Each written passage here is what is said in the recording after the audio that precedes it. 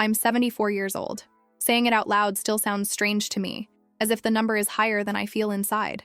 For a long time, I thought that getting older meant accepting everything in silence, lowering your head, and moving forward without questions. That's what I was taught. And I believed it. I believed that it was normal not to be heard, that it was just like that love didn't make noise. Today, finally, I begin to understand that it was not love. It was imposed silence. I've spent most of my life trying not to bother anyone, measuring words, swallowing desires, postponing needs. I always thought that if I was strong enough, everything would work out, that enduring was a virtue, that complaining was a sign of weakness.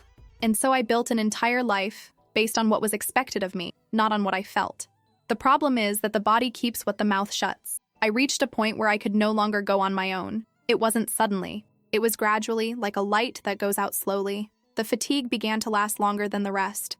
The nights became too long, and the silence of the house began to weigh more than any physical pain. It was then that I realized that I needed support. For the first time, I had to ask. Asking for help has never been easy for me. I always thought that asking was admitting defeat. Still, I took a deep breath and did what I had never done before. I looked for the one who was closest. I didn't ask for much. I didn't demand anything. I just wanted presence, listening, a little care. I thought that, after everything I did throughout my life, someone would hold my hand. What I found was something I knew well, but had never faced head-on. Indifference. Vague answers. Promises that were not fulfilled. Phrases said without looking each other in the eye. And then, nothing. A long, cold, heavy silence. A silence that screamed louder than any harsh words I had ever heard. This silence made me revisit my entire history. I realized that he was always there, accompanying me from an early age. I just didn't call it by name. He called it custom, respect, patience.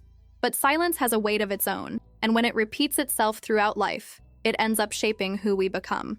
At that moment, something inside me began to crack. It wasn't anger. It was sadness mixed with lucidity. The pain came not only from the lack of help, but from the realization that I had been too strong for too long. And that, perhaps because of this, everyone believed that I would never need anyone. Today, at the age of 74, I begin to tell this story not to blame, but to understand. Because some truths take a lifetime to appear. And when they appear, you can no longer pretend that silence doesn't hurt. The fact that you're here listening to this right now says a lot about the kind of person you are. What I'm going to share next carries truths that took me a lifetime to understand, and that concern many more people than it seems. If you believe that stories like this deserve to continue being told, sign up. Because they are not just about me, they are about all of us.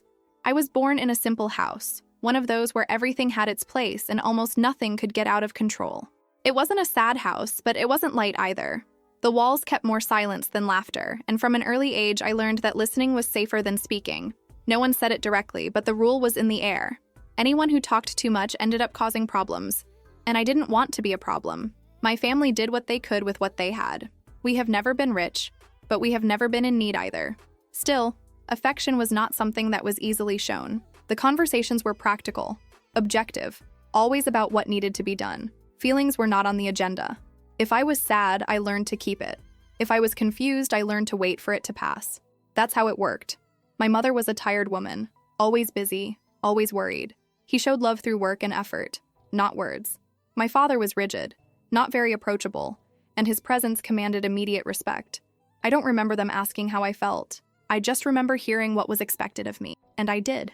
I always did. From a young age, I understood that being obedient was the best way to be accepted. I helped, agreed, didn't question. When something bothered me, I swallowed it. I thought that was how you grew up. I thought that to mature was to learn to endure. And every time I kept quiet, I got approval. It taught me too quickly what my place was. Gradually, I associated silence with security. Talking seemed risky. Showing feelings seemed exaggerated.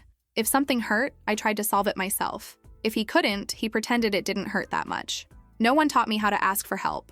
On the contrary, they taught me that those who need it too much end up getting in the way. I grew up believing that the world didn't have much room for fragility, especially for mine. I watched the adults and saw how they handled everything without complaint, or at least that's what it seemed. So I decided to do the same. I promised myself that I would never be a burden. This promise has been with me throughout my life. Today, looking back, I realized that that house shaped me more than I imagined. Not for what they gave me, but for what they never offered me.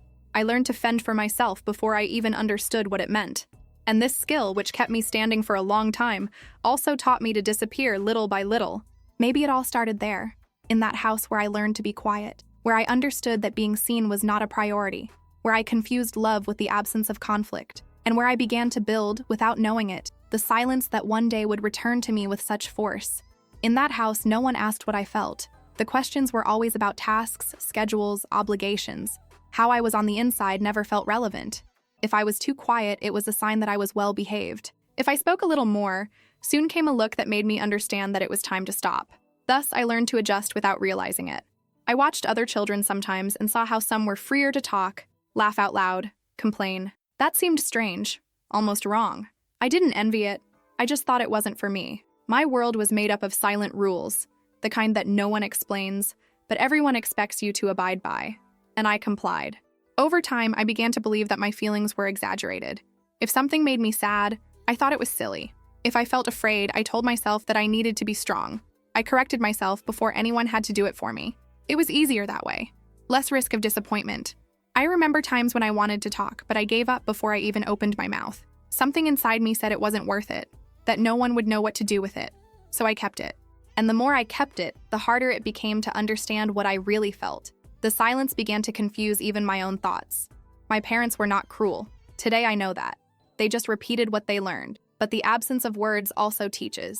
It teaches you to doubt yourself. It teaches you to adapt too much. It teaches you to believe that feeling is a problem that needs to be controlled. And I learned all of this very well. Gradually, I became someone who observed more than participated. I was present, but never whole. Part of me was always hidden, protected, untouchable. I thought that was maturity. I thought that was how you grew up. I didn't realize that I was just shrinking to fit in. This habit of not being seen accompanied me out of that house. I took it with me into adulthood, into relationships, into all the choices I made afterwards. It was automatic. I didn't even question it anymore. I just accepted that my role was to understand, give in, and move on. Today, reliving all this, I realize how the lack of questions shaped my way of existing. No one asked what I felt, and I learned not to ask either, nor to the others, not even myself. And maybe it was there that I started to disappear, little by little, without anyone noticing. Growing up, for me, was learning not to take up space. As the body changed and the world began to seem bigger, I was getting smaller inside. I learned to observe before acting, to think twice before speaking, to measure each gesture. The less I drew attention, the safer I felt. It was as if silence was an invisible protection that I wore every day. At school, I was the well-behaved student. He never gave trouble, never raised his voice, never complained. Adults praised it, and I felt proud. I didn't realize that that compliment was always accompanied by an expectation to continue like this. Be easy, be discreet, to be the one who doesn't demand anything.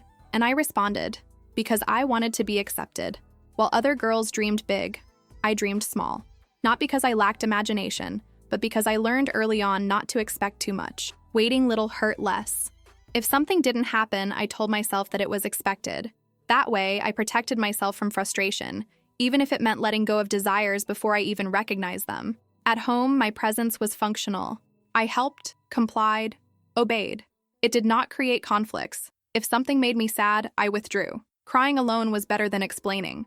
Explaining required words, and words always seemed dangerous. So I kept everything in a quiet place inside me. Adolescence passed without major ruptures, without rebellion, without scandals. On the outside, it looked like tranquility. Inside, it was containment. I felt things, of course, but I didn't know what to do with them. I hadn't learned to name emotions, only to control them. And control, I discovered early on, was synonymous with survival. Sometimes I wondered what it would have been like if someone had encouraged me to speak up, if someone had said that my voice mattered. But these questions came and went fast. There was no room for this kind of thinking. Life went on, and I went along, always trying not to disturb the flow of things. Over time, this silent way ceased to be a choice and became an identity. I was like that. People said it naturally, as if it were something immutable, and I accepted. After all, being silent kept me safe until then. I didn't know that later on, this same silence would take too high a price. Today, I understand that growing up without making noise taught me to disappear with elegance, to be present without being seen, to exist without bothering. And this lesson, which seemed so useful at that time, was shaping a lifetime of absences that I am only now beginning to see. When I reached adulthood, I already knew exactly what was expected of me, even if no one had said it with all the letters. They expected me to be correct, available, understanding, that I accepted without question, and that I adapted easily. There wasn't much room for self-doubt or choice. I simply followed the path that seemed safest. The important decisions never really felt like mine. I listened to opinions, advice, guidance, and ended up choosing what made everyone feel more at ease. Not because it was what I wanted, but because it was what avoided conflict. I learned early on that contradicting was accompanied by heavy silence, and I already knew this too well. I worked, helped at home, fulfilled my role with dedication. I always did more than what was asked of me, believing that this way I would be valued. But the appreciation never came the way I expected. It came as an obligation, as if it was natural that I was always there, available, without complaining. In many moments, I felt like doing it differently, to say no, to choose for me. But these desires were accompanied by guilt, an old, deep-rooted guilt that told me that thinking about myself was selfish. So I would push those ideas away and keep doing what was expected. The people around me seemed comfortable with my ways. I made everything easy. He solved, organized, gave in. And the more I did that, the more that role became fixed. I was the one who could handle it, the one who didn't need help, the one who never said she was tired. Over time, I began to confuse expectation with identity. I thought I really was like that there was no other version of me, that wanting something different was fantasy. So I put my own desires aside, as if they weren't important enough to take up space. This constant adaptation gave me stability, but it also robbed me of something that I only realized much later, the feeling of choice. I was always reacting to what was expected of me, not creating my own path, and that, silently, kept me away from myself. Today I understand that period consolidated everything I had learned until then. I didn't live for myself. I lived to maintain the balance of others. And without realizing it, I began to disappear behind expectations that were never really mine. When I got married, I thought I would finally have a safe place. Not a place of grand declarations, but of stability. I didn't expect over-the-top romance, just tranquility. Maybe because deep down, I had already learned not to expect too much. I went into this marriage believing that if I was understanding enough, everything would work out. At first, I made an effort to please. She observed what he liked, what bothered him, what he preferred to avoid. I adjusted my schedules, my opinions, even my silences. I did this naturally, as I have always done in all relationships. Giving in seemed like a way to keep the peace, and keeping the peace has always been my specialty. Decisions were being made without me realizing when I stopped giving an opinion, where to live, how to spend, who to visit. I agreed, even when something inside me said it wasn't quite like that. But that inner voice was too low, and I already had practice ignoring it. After all, disagreeing could generate conflicts, and conflicts have always scared me. Over time, my role became clear. I was the one who supported the emotional balance of the house, the one he understood, the one he revealed, the one he adapted to. If something didn't go well, I thought I needed to try harder, to be better, be more patient. I never considered that maybe it wasn't my problem. There were no constant screams, no dramatic scenes. The control was subtle. It came in comments, in decisions made before I could speak, in quiet expectations. I felt trapped, but I couldn't explain why. It seemed wrong to complain about something that, on the outside, seemed normal. I got used to putting my needs in the background. If I was tired, I rested afterwards. If something bothered me, I let it go. I told myself that it was just like that every marriage required sacrifices. And once again, I confused bearing with loving. Years passed in this way. I existed within that marriage, but not completely. Part of me was always withdrawn, waiting for a moment that never came. A moment when I could be heard without having to justify so much. Today, looking back, I see how that relationship reinforced everything I learned since childhood. I wasn't forced by force. I was shaped by silence, by constant adaptation, by the belief that my role was to give in. And this realization, although painful, begins to make sense now. When I became a mother, I believed that something in me would finally find full meaning, and he did, in a way. I loved deeply, with a silent, constant love, the one that asks for nothing in return. From day one, I put my children at the center of everything. My desires were again in the background, as if it were natural, as if it were the only way to love. Being a mother brought me joy, but it also reinforced a role I already knew well, that of enduring. To endure the fatigue, the sleepless nights, the worries that never ended. I did it without complaining, because I thought that was how a good mother should be. Strong, available, always present. Even when inside I felt exhausted. I rarely talked about my struggles. When he felt afraid or insecure, he kept it. I didn't want to worry anyone. I didn't want to look weak. I believed that my silence protected my children, when in fact it also distanced me from them. But I only came to understand this much later. Over the years, I became a reference of stability. Everyone knew they could count on me. I solved, organized, helped, and that gave me a strange feeling of usefulness, mixed with deep tiredness. The more I realized, the less someone thought to ask if I also needed something. Motherhood taught me to love without limits, but it didn't teach me to take care of myself. I annulled myself so naturally that I didn't even realize it. If something hurt me, I said it would pass. If I needed rest, I said that I would solve it later. Always after, always later. As my children grew older, I remained there, firm, silent. They went on with their lives as expected. I was proud of that. But little by little, I felt an emptiness that was difficult to explain. It was not a lack of love. It was the feeling that I had never occupied a place of care either. I wondered if it was wrong to expect something in return. Soon after came the guilt. Mothers don't wait. Mothers give. This thought accompanied me for many years and kept me silent, even when something inside me started to hurt harder. Today, I understand that I was a mother the way I knew how to be. I gave what I learned to give. But I also realized that, while I was taking care of everyone, I was leaving parts of myself behind. And these parts, forgotten for so long, are the same ones that now ask for attention, even if in silence. The years went by almost without me noticing. The house, which had previously been full of voices, began to become quieter. It didn't happen all at once. It was gradually, like everything else in my life. A room that was no longer used, an always empty chair at the table, whole days in which I talked more to myself than to anyone else. I kept following the routine because routine always gave me a sense of control. I woke up early, organized the house, took care of what needed to be done. On the outside, everything seemed in order. Inside, something was beginning to settle in a strange way, as if I was taking up less space in the world than before. Visits have become rare, the calls shorter. I understood. Everyone had their own lives, their own commitments, their problems. I repeated this to myself as a way to justify the absence. He didn't want to look needy. I didn't want to charge. So I accepted silence as something natural. Over time, I realized that I myself began to speak less, not for lack of subject, but for lack of who really listened. When I tried to tell something, I felt that there was no time, that my words were not a priority. So I shortened it, summarized it, left it for later. The silence became comfortable for others, and heavy for me. At night, the house seemed larger than it really was. The noise of the clock grew louder, the thoughts more insistent. I wondered when I had started to feel this way, but I never found a clear answer. Perhaps because there was no definite beginning. Maybe it was just the accumulation of many years without being seen. Even so, I was still strong. At least that's what everyone believed. I believed it too, most of the time. I told myself that it was just a phase, that it would soon pass.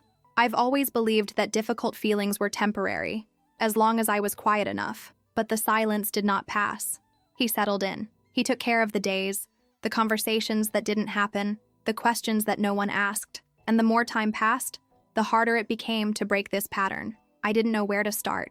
Today, looking back, I see that those years were preparing the ground for something bigger. A tiredness that was not only physical, a loneliness that was not just being alone. It was the feeling of existing without being noticed. And that, little by little, wore me down in a way that I still didn't know how to name. It wasn't suddenly that my body started to fail. It was like silence. It arrived slowly, settled in without asking permission, and stayed. First came a different tiredness, the one that does not go away with a good night's sleep. Then, the pains that appeared without warning and insisted on staying. I told myself that it was an age thing, as everyone always said. The mornings began to weigh heavily. Getting out of bed required more time, more effort.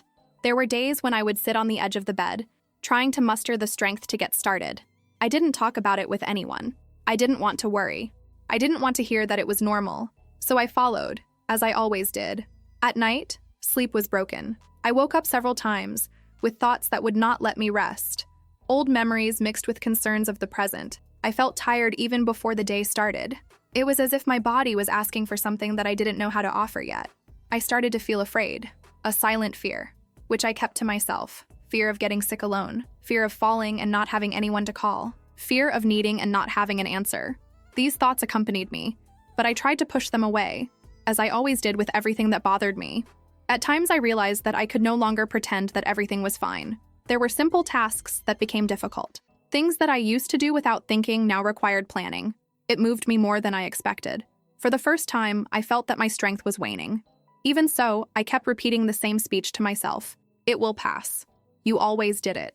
You don't have to bother anyone. These phrases, which sustained me for so many years, began to ring hollow, but I still clung to them because they were all I knew. There was a specific day when I felt completely drained. It wasn't just the body. It was something deeper, difficult to explain. I sat on the couch and stood there, silently, looking at the house. For the first time, I thought that maybe I couldn't go on my own anymore, and this idea scared me. It was at that point that something changed inside me. Not a clear, decisive change, but a beginning.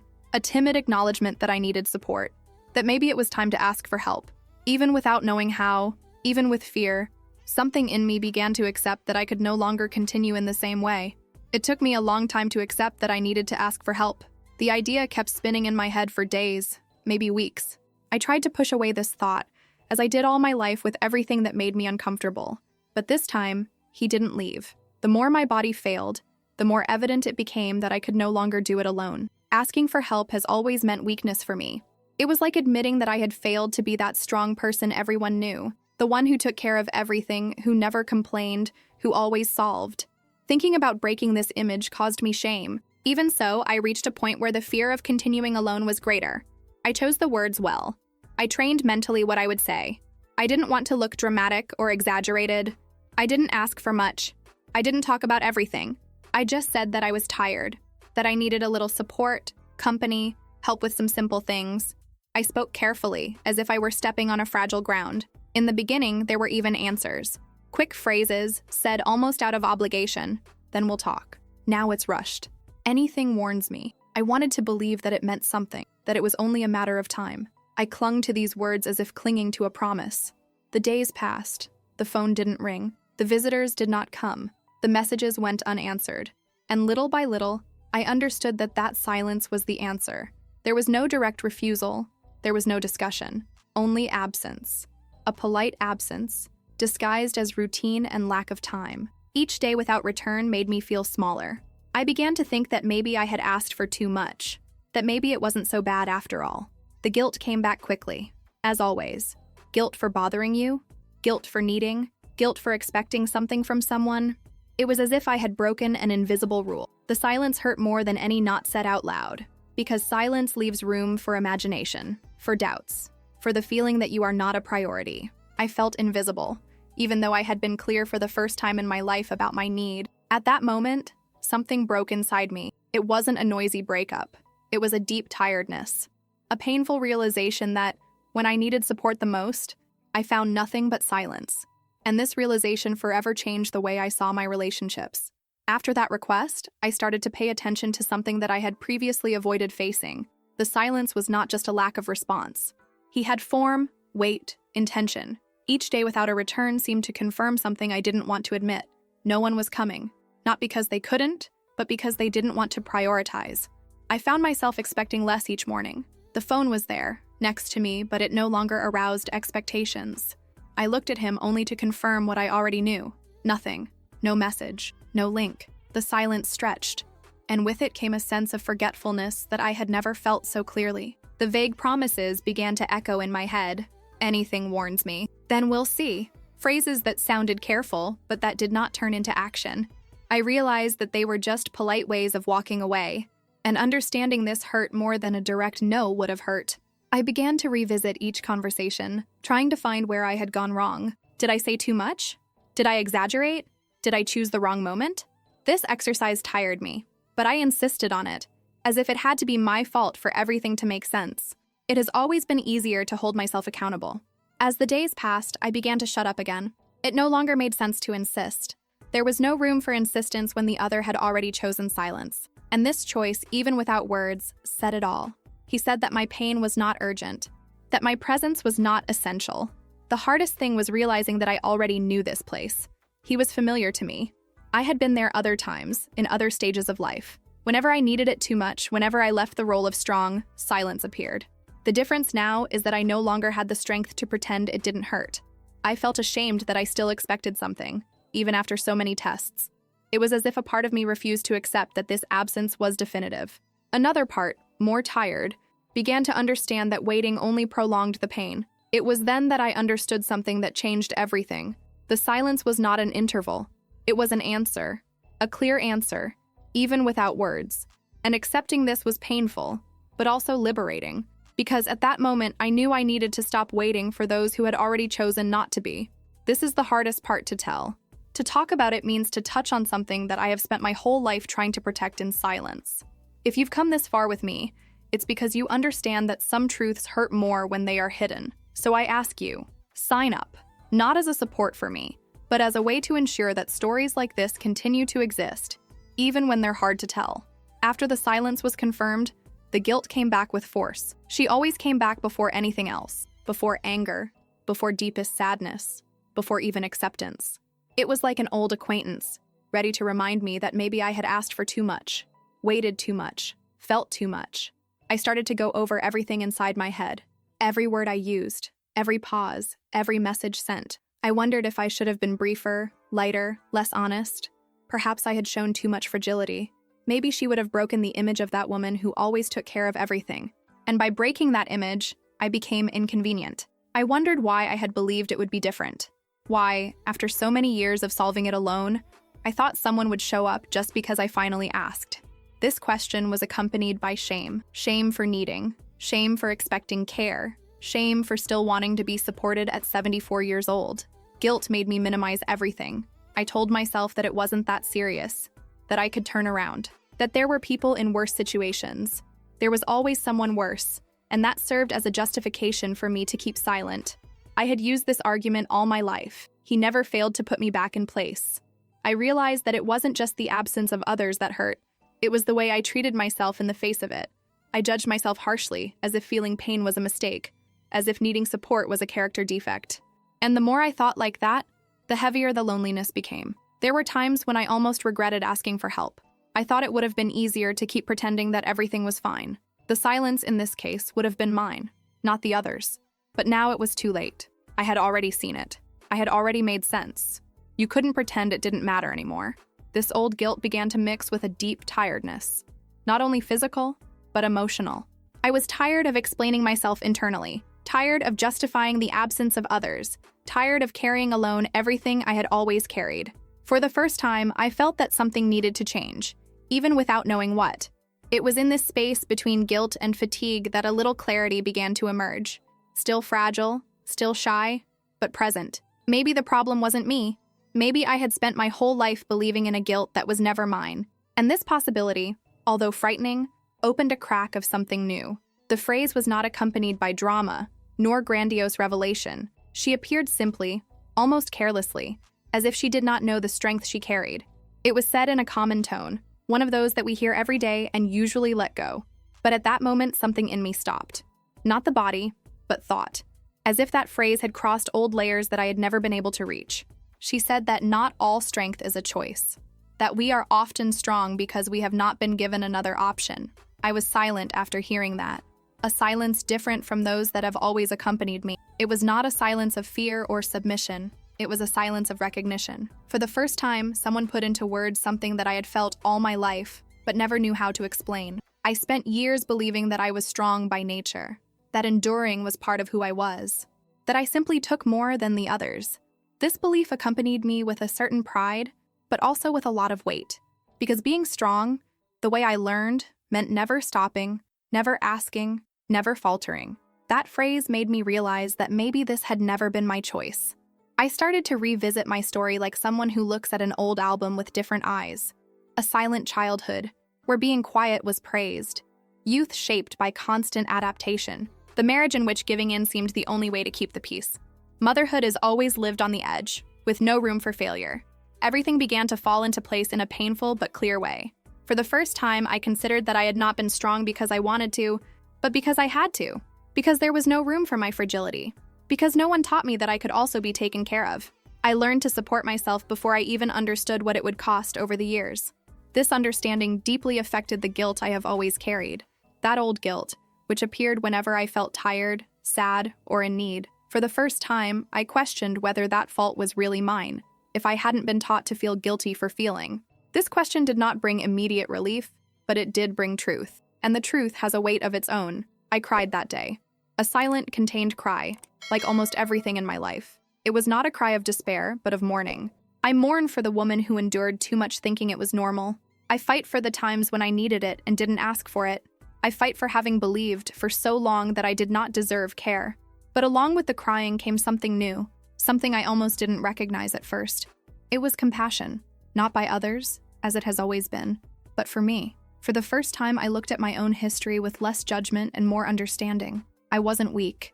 I was silenced. I didn't exaggerate. I was ignored.